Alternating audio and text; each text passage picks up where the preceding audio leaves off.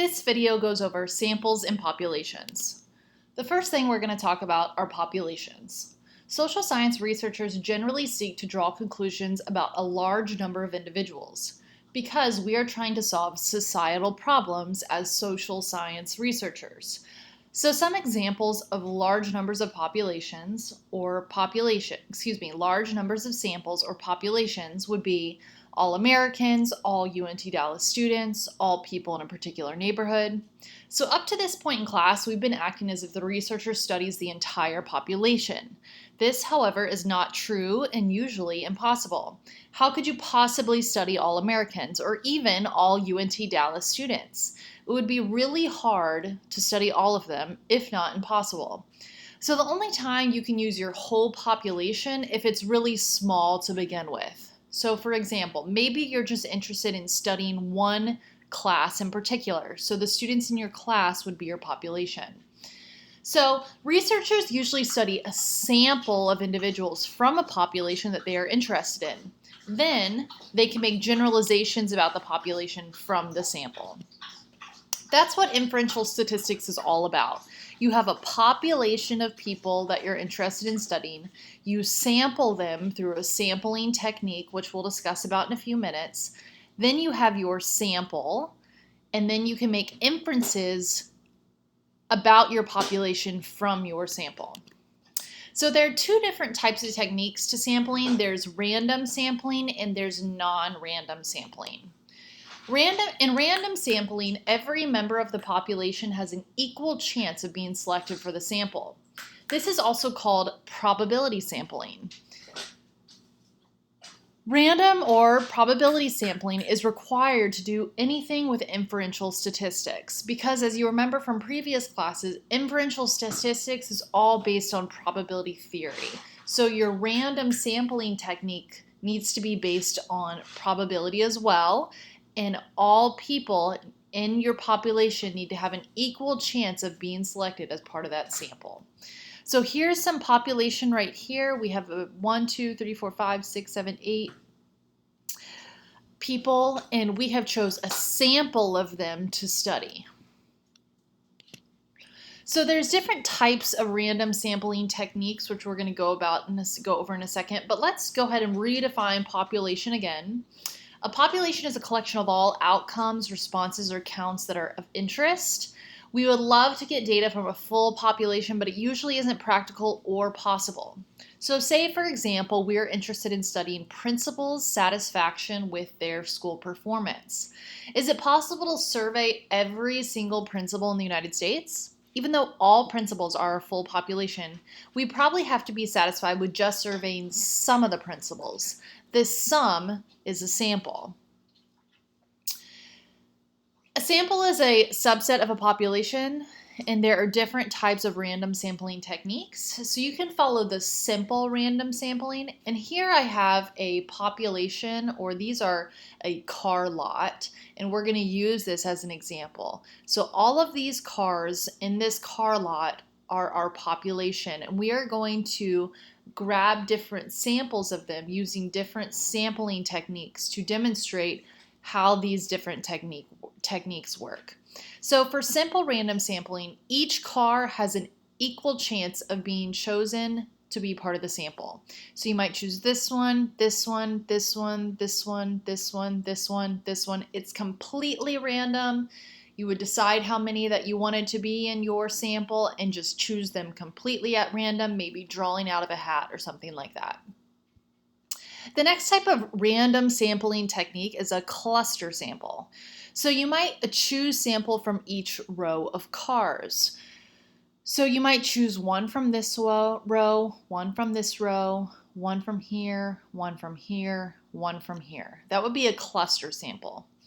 A stratified sample is you arranging cars in something that is similar and then choosing the sample from each row.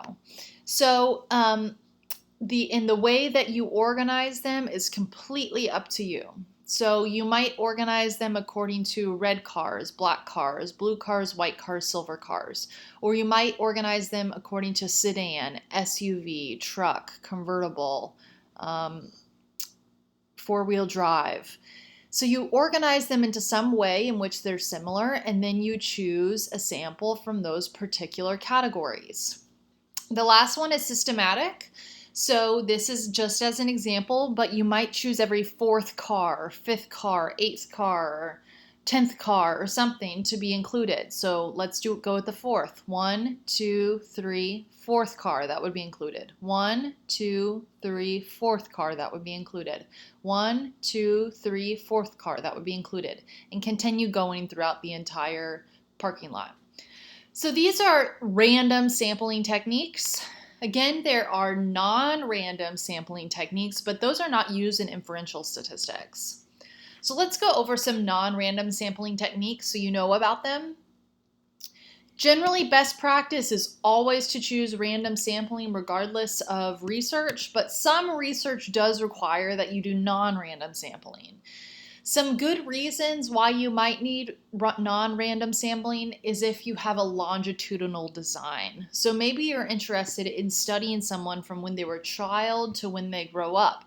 So you need to be able to stick with that same person this entire time. So it can't be random. This person has to have agreed. In general, people always need to have agreed. There's consent, which you'll learn about probably in a different research methods class. But a longitudinal design, this person's going to be sticking with you for a long time, so it's a not random sampling technique. Another example would maybe be a hard to reach population, and I think we'll discuss that later on in this slide. So non-random sampling is called non-probability sampling because every member of the population does not have an equal chance of being selected for the sample. So all of these had an equal chance of being selected for the sample, and non-random sampling they do not. So there's different types of non-random sampling. There's convenience, which is an ease of access sample. So you might stand in front of a building and survey those that are coming into the entrance. And so you are there and you are choosing who is involved. So therefore you're inserting bias. Not everyone is having an equal chance of being involved, so it's not random. There's purposeful sampling, and the researcher decides who is in the study for a specific reason, maybe that they're related to the study or something like that. There's snowball sampling. This is when you find one person to be included in your sample, and then they introduce you to more people for your sample. So this is good for hard to reach populations, like maybe if you're studying the homeless or drug addicts or prostitutes or something like that. There's not a whole list of these people that you can easily get to. So a lot of times you have to be introduced. You find, one or two people to be in your sample, and then they will introduce you to more. Self-selection, this is when participants want to be part of your study. So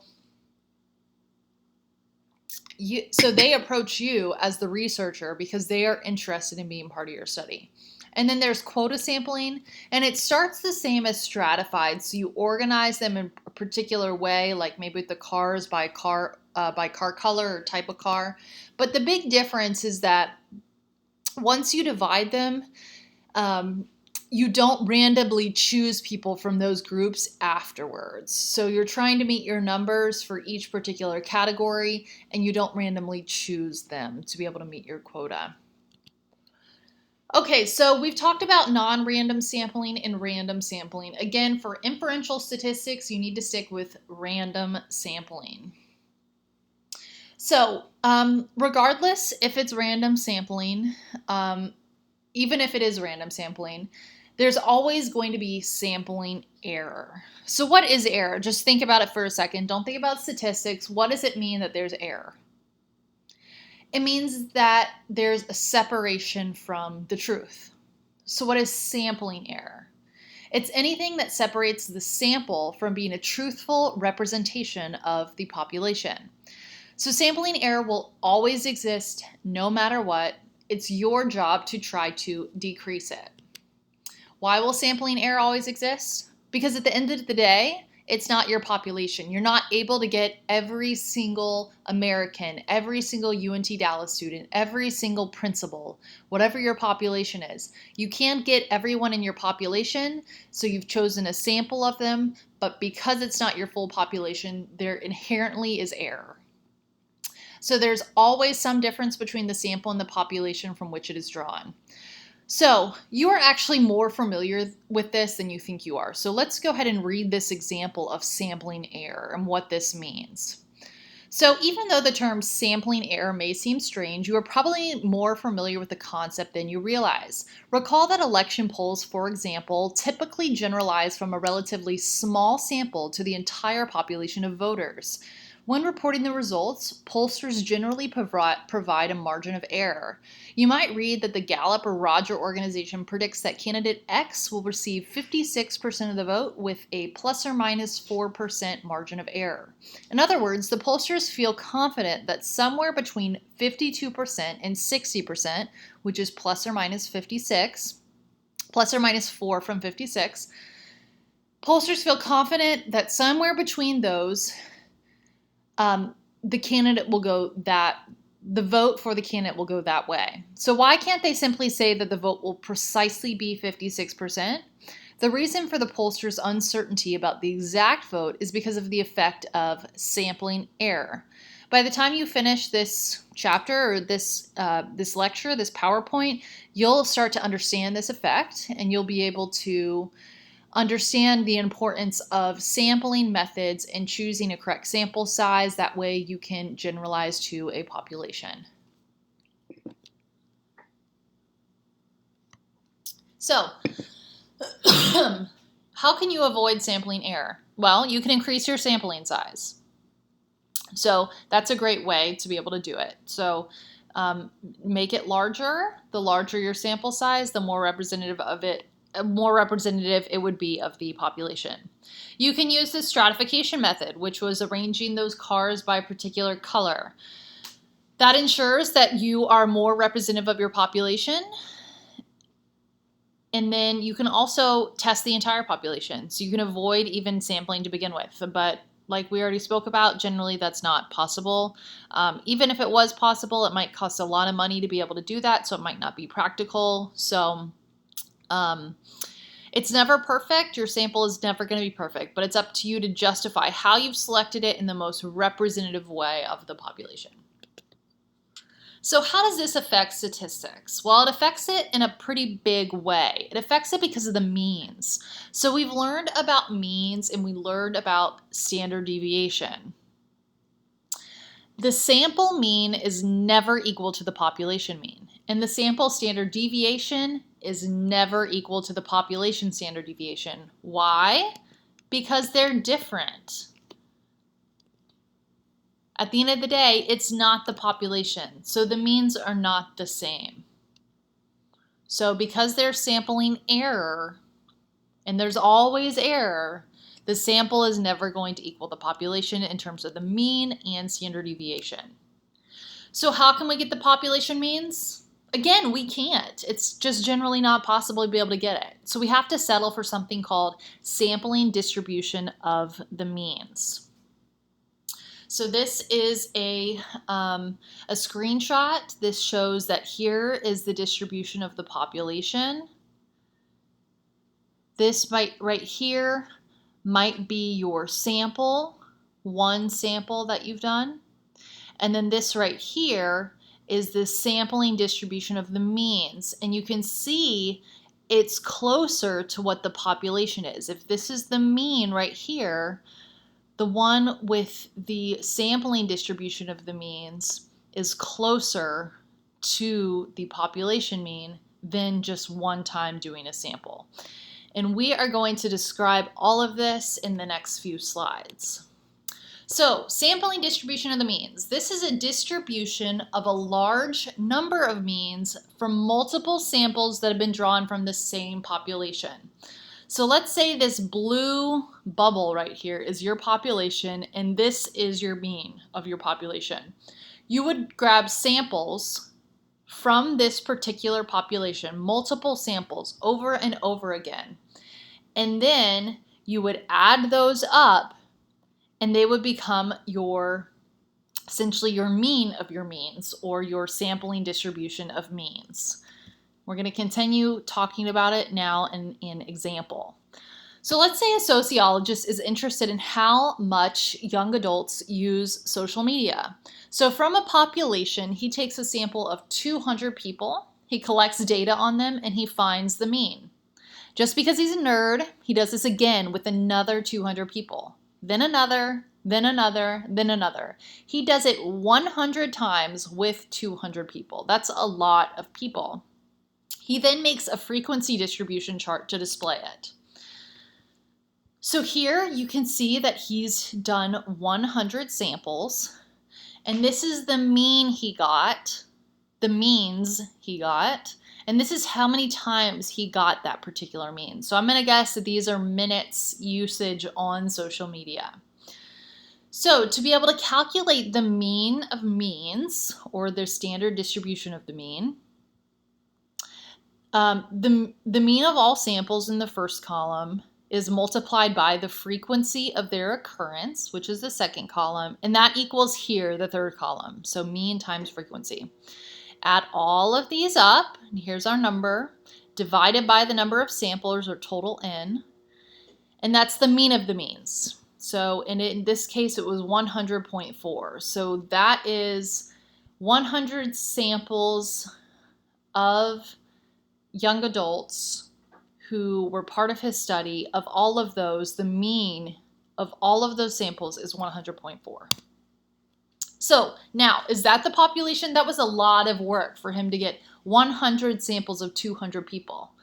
No, it's still not the population, but it's as close as we're going to be able to get. So again, he just did this 100 times, which is very admirable of him, but at the end of the day, he still didn't get every single young adult in the world, or even in the country. So, or whatever his population is going to be. But he did it a lot, and that's good. So I want you to remember that each of these samples has their own distribution. Okay? So each 100 of his samples had its own distribution. SDM just seeks to calculate what their mean would be if they were all together in one distribution. So this is a visual of that. So taking all these different samples, you have your population here, and you've taken a bunch of different samples and calculated their means, and then you throw it into one distribution.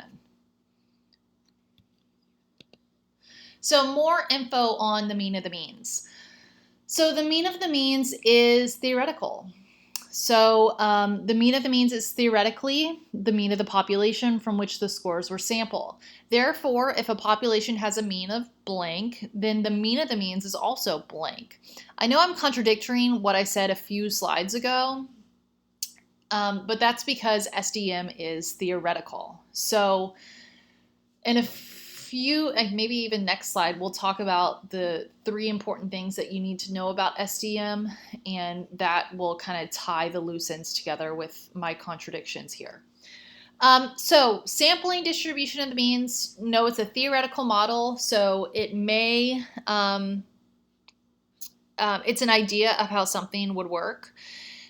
It's important because it possesses properties that give it an important role in the sampling process, and it also allows for generalization from a sample to a population.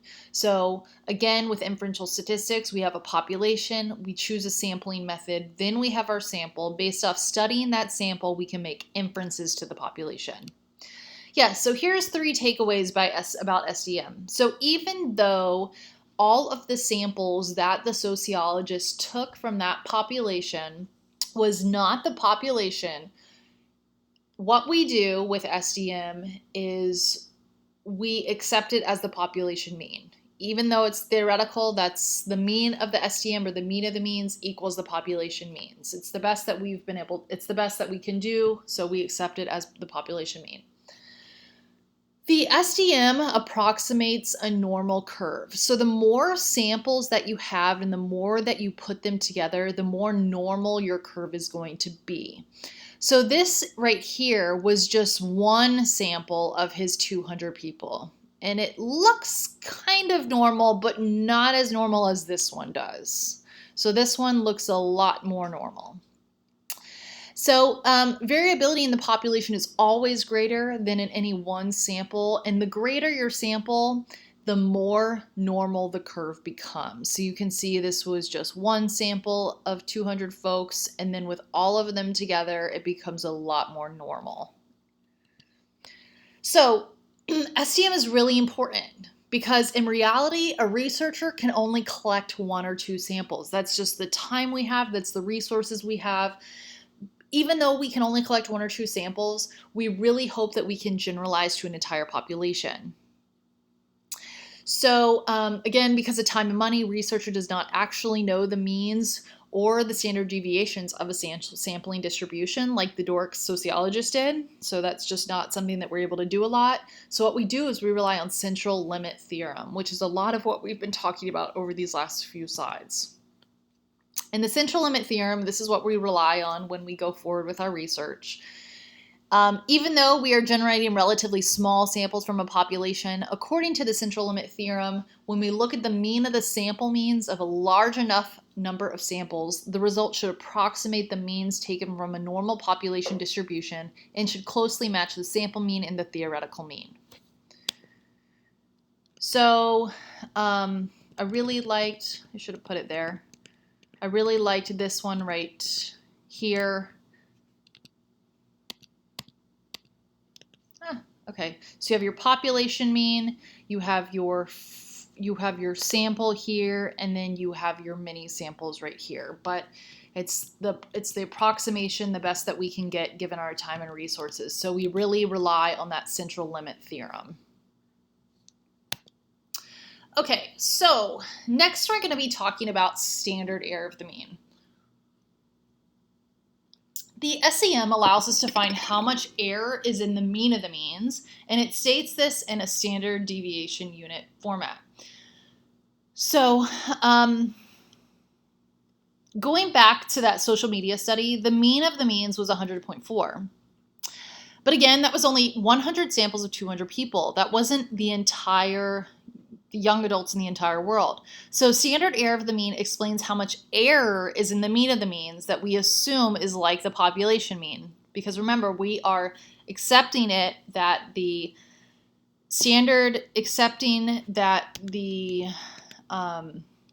SDM is the same as the population mean. So the standard error helps us because it shows us and it tells us how much off we might be in terms of that estimate. And the formula for SEM shows that the larger the sample size, the smaller the standard error of the mean. So let's talk about this for a second. So let's say that this is our mean right here, what we think is our mean for our population. Right here, this would be how much error there might be. So the mean, while we think this is our population mean based off our sampling distribution of the means, it might be right here, it might be right here. This is the error that we have. But based off knowing our error, where our standard error might be, we can go ahead and throw up the normal distribution around it.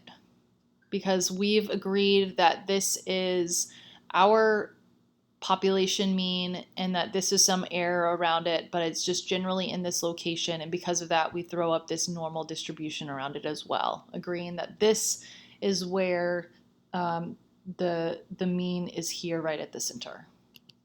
So a video that goes into great detail about what I've talked about over the last however many minutes I've been chatting now.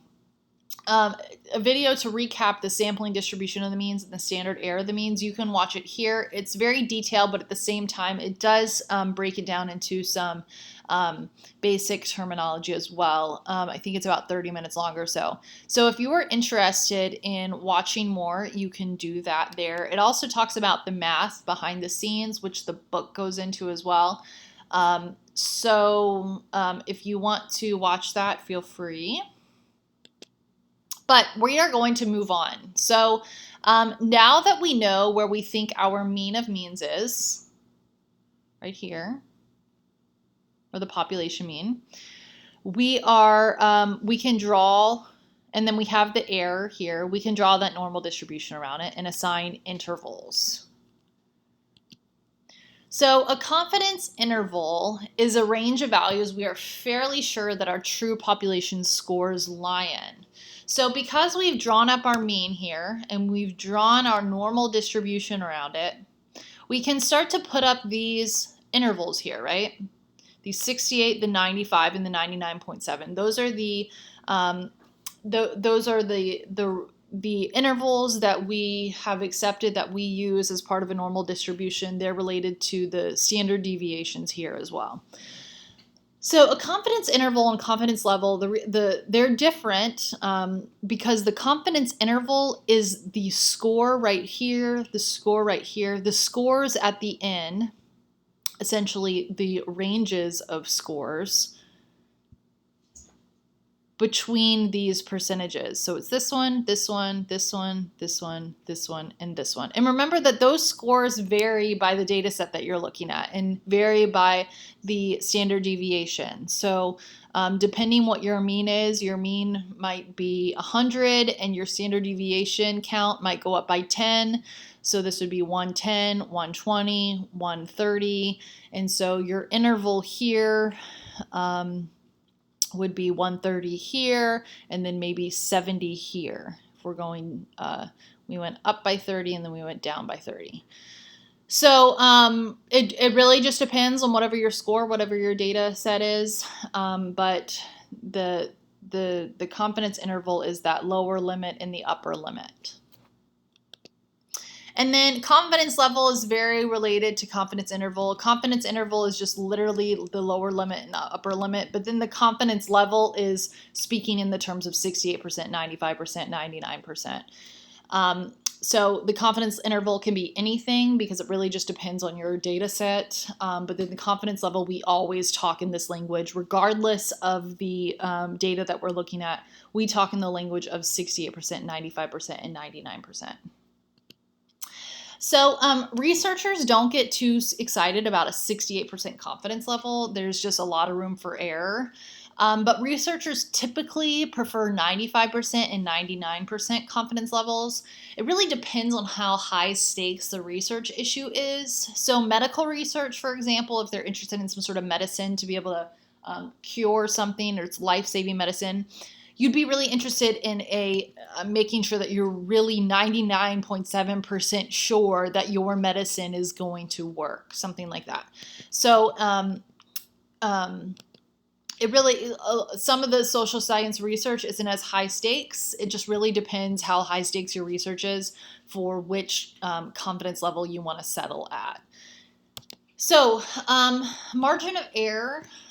So like we talked earlier at the very beginning of this presentation in the political poll with the plus or minus 4%, the margin of error is just the confidence interval cut in half to be on either side. So if this is your confidence interval, the lower limit and the upper limit, it's 4% to the right and to the left of here. That's your margin of error. Okay, so here are some videos on confidence intervals, levels, and margin of errors. This talks about them, and then this talks about how to calculate them. So if you're interested in learning more, feel free to use those. They're very good videos, and you can look into it more.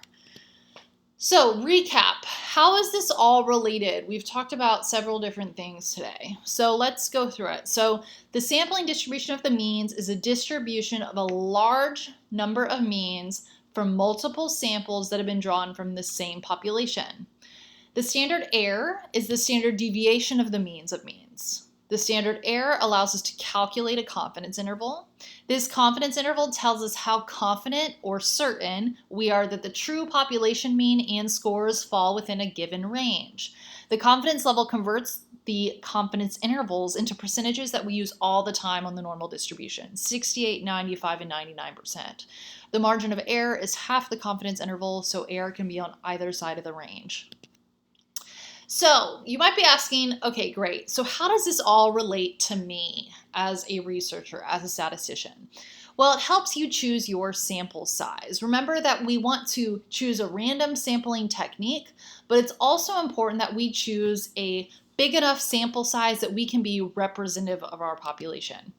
So, a guide to deciding your sample size. First, you need to determine what the size of your population is. So, we gave this example earlier of we were interested in studying principal satisfaction of their schools.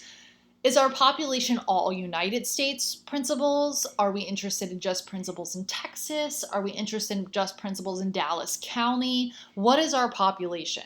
So, we need to know our size of our population, and then we can determine our desired level of confidence.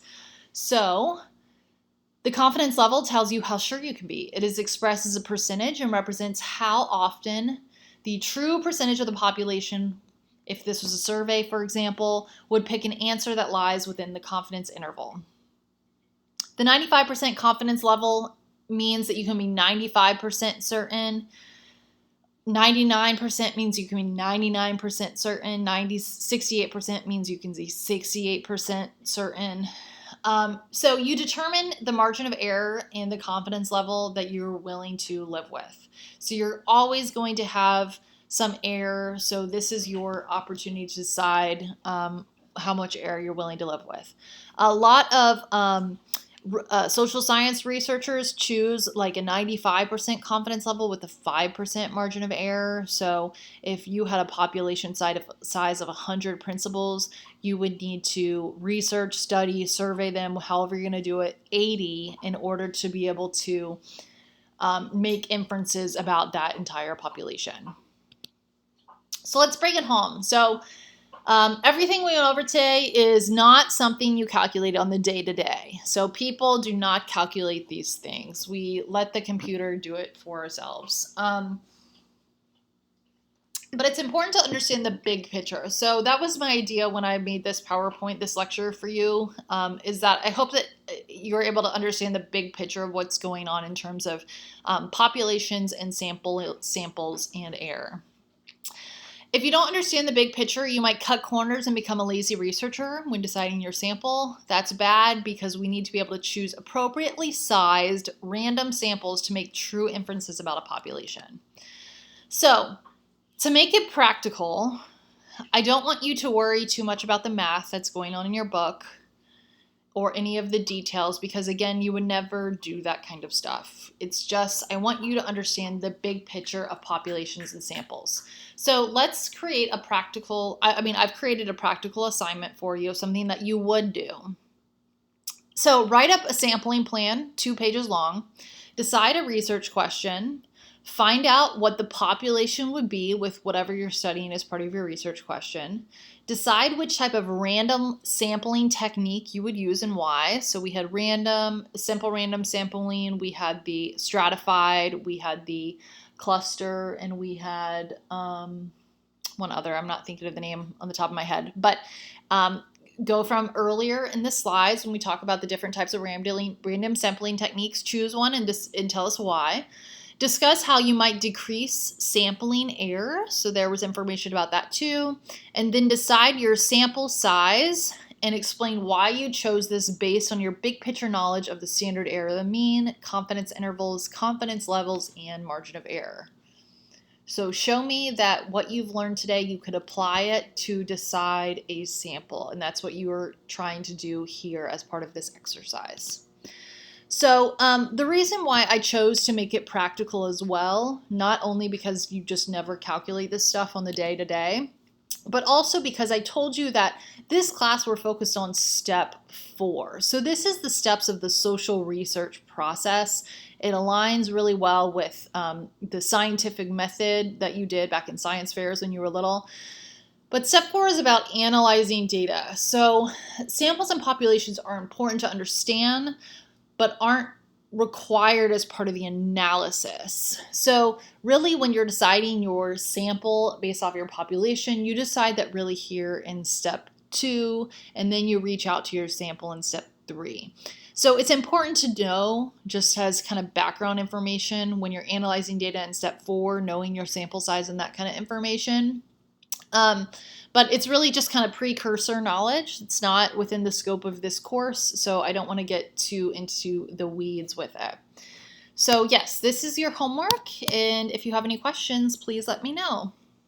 Thank you for listening to my lecture on populations and taking samples from them. Bye.